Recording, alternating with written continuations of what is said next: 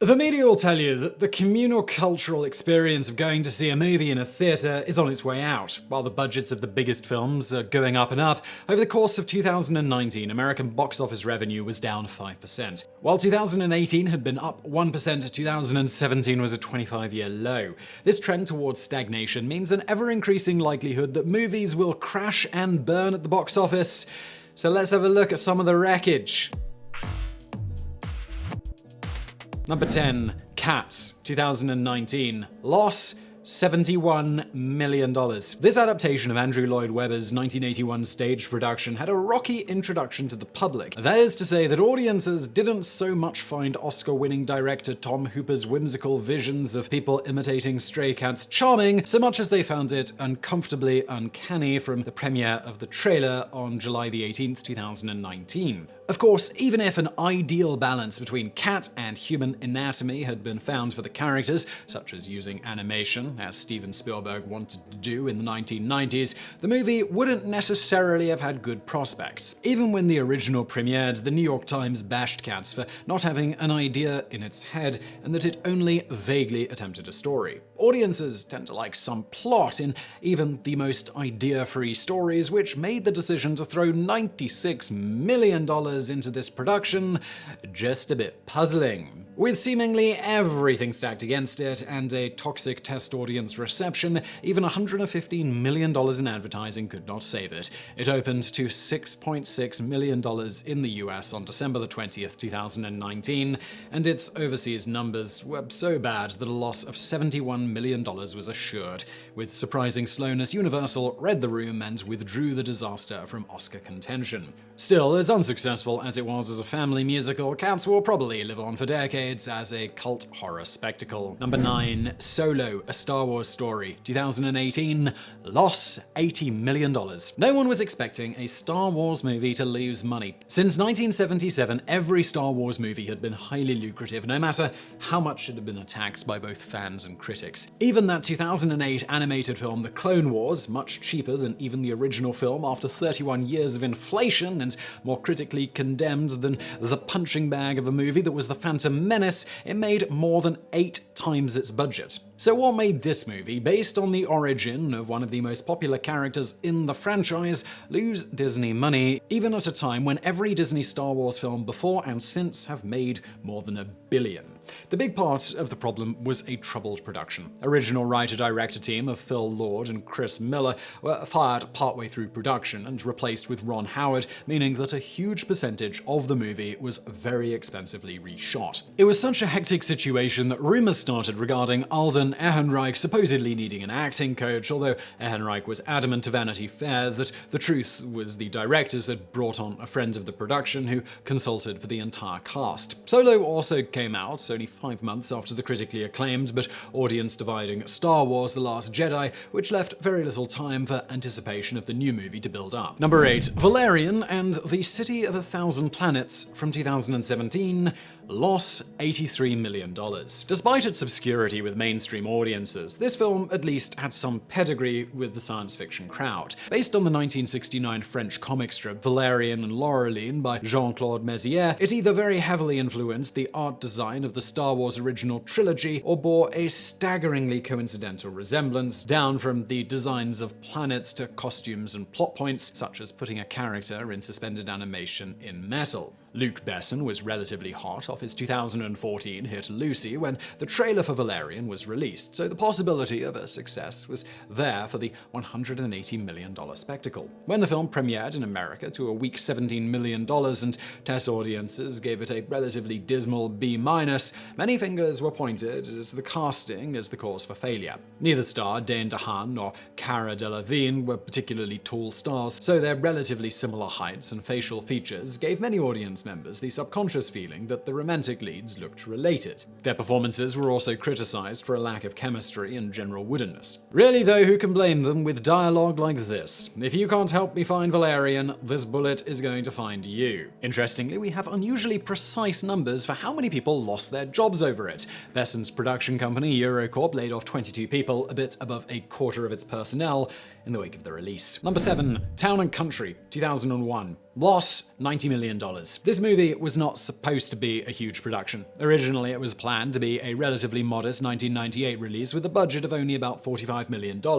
After all, it's not a spectacle film, it's a relationship comedy about star Warren Beatty's character cheating on his wife and Gary Shandling's character coming to terms with his homosexuality. So why did the result more than double its budget, get delayed by 3 years, and end up so bad the studio never screened it for critics? According to Michael DeLuca, who greenlit and produced the project for New Line Cinema, the central problem was that the movie began production without a finished script. Hence, there were numerous rewrites, reshoots, and the story had no momentum. Even screenwriting legends Buck Henry of The Graduate fame couldn't fix the script. So it was that this $90 million movie with about $10 million in advertising grossed only enough to cover its marketing budget.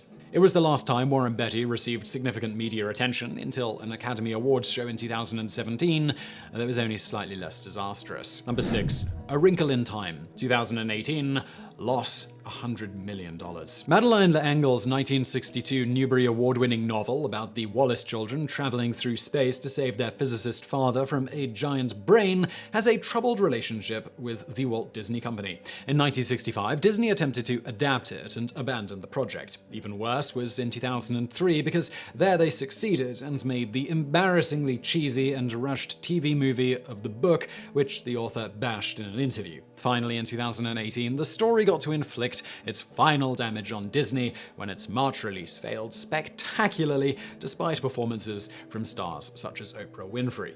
So why the failure? Potentially, part of the problem was that the story is just not that suitable for a motion picture adaptation, since it doesn't fit neatly into a 3-act structure. Also, considering the story is the kind where a tesseract, the bending of space-time as a means of conveyance similar to the method used in Frank Herbert's Dune, is explained at length, it's not really the kind of film with room for pulse-pounding action or whimsy, although critics like Tasha Robinson of Vulture magazine went after it for being childish anyway. It could be argued that director Ava DuVernay wasn't a good fit for the production. Her previous project was the relatively modest 2014 Martha Luther King biopic Selma, which at $20 million had a budget of less than a fifth of the one she made for Disney. Most of her work was also socially conscious dramas and documentaries with tones vastly different than a kid-friendly fantasy. It'll no doubt be a while before she ever gets hired to make another film like this, and it seems unlikely that she'll even want the gig. Number 5. Sinbad, Legend of the Seven Seas from 2003. Loss $125 million. This is not usually included in lists of legendary movie bombs, if for no other reason that people don't seem to remember it ever existed. It's certainly not a movie that lacks pedigree. It was made by DreamWorks and stars Brad Pitt, Catherine Zeta-Jones, and Michelle Pfeiffer. The plot of Sinbad needing to retrieve the Book of Peace is pretty straightforward, and the quality of animation has been praised. It also received mixed to decent reviews, with Roger Ebert, for one, giving it 3.5 out of 4 stars. Unfortunately, it also had the rotten luck of coming out at the same time that Pirates of the Caribbean was redefining the pirate movie paradigm. It was also a 2D movie at a time when 3D movies were becoming fashionable. Thus, it joined Treasure Planet and Titan AE in the ranks of early aughts cartoons that were just barely behind the times enough to lose tens of millions of dollars. Number 4. Monster Trucks from 2017. Loss $125 million. The first thing audiences heard about this movie, about monsters hidden under truck hoods that function as engines, was that even before it was released, Paramount's financials revealed that they expected to lose $115 million on it. The second thing that they had heard was that the story for the movie had literally been inspired by Paramount's president, Adam Goodman's 4-year-old son. Not the most encouraging of news. Adding to this movie's problems was the fact that the main monster, Creech, was initially so terrifyingly designed that it made children in the test audiences scream. Rendering it into a more ugly, cute design cost tens of millions of dollars. That helped explain why this movie, which sounds like a combination of a kid's cartoon from Nickelodeon in the 90s and E.T., had its budget climb to $125 million. No wonder the studio ended up pushing its release back around 2 years. Add all that together and it's not really surprising that it turned out to lose $115 million.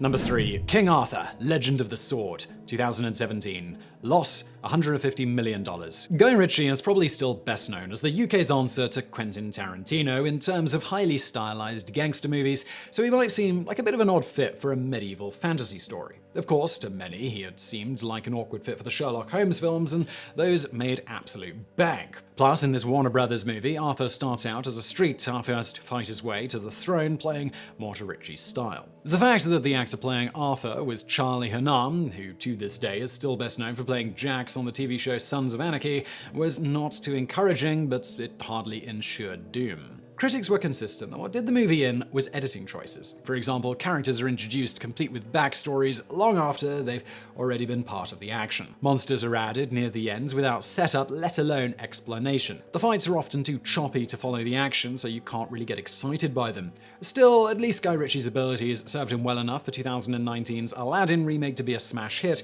so he seemed to take the editing lessons of this film to heart. Number 2. Mortal Engines, 2018. Loss $175 million. This was not a cash grab or a trend chase. Producer Peter Jackson wanted to adapt the young adult novels of Philip Reeve, featuring cities on gigantic tank treads, to the big screen since at least 2011, but he put that project on hold for 5 years to make the Hobbit trilogy for Warner Brothers. By 2015, he was still so burned out that he handed the job of directing the adaptation to Christian Rivers, a second-unit director for the Middle-earth films. The Mortal Engines books were more niche than they were mainstream hits, and yet even their fanbase had to put up with a change in aesthetics of the book from steampunk to modern, and for the protagonists to be aged up. Universal also had the issue that the leads were not major stars, with the highest profile performer being Hugo Weaving filling in the villain role. Unfortunately for Universal, this movie came at a time when the post-apocalyptic young adult film genre was out of fashion. Critics bashed the film for being overly derivative, and audiences couldn't work up substantially more enthusiasm either.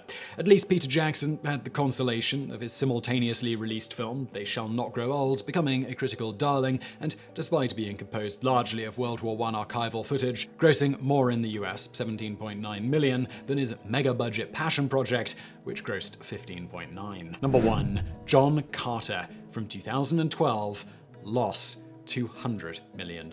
There have been attempts to adapt Edgar Rice Burroughs' landmark sci-fi story, A Princess of Mars, to the big screen since 1938.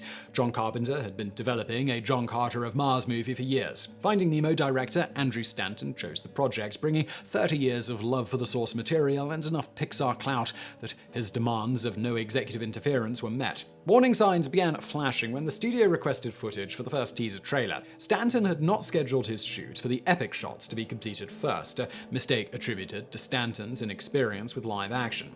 It mostly left footage that played up to the movie's romance, thus lessening the impact for many viewers' first impression of the movie. In interviews, Stanton admitted that he had wildly overestimated just how prominent John Carter was in the public imagination. While the story was extremely influential, it had been imitated so much in the decades since its publication that John Carter himself felt like a knockoff. So even as the production scrambled to cobble together footage to sell the movie's scale, it backfired so badly that a Super Bowl ad actually lessened interest in the movie among test audiences. If nothing else, John Carter and many of the other movies on this list are painful lessons that sometimes if a project is long in development hell, everybody should just learn to let it go. So I really hope you found that video interesting. If you did, please do hit that thumbs up button below. Do not forget to subscribe, and thank you for watching.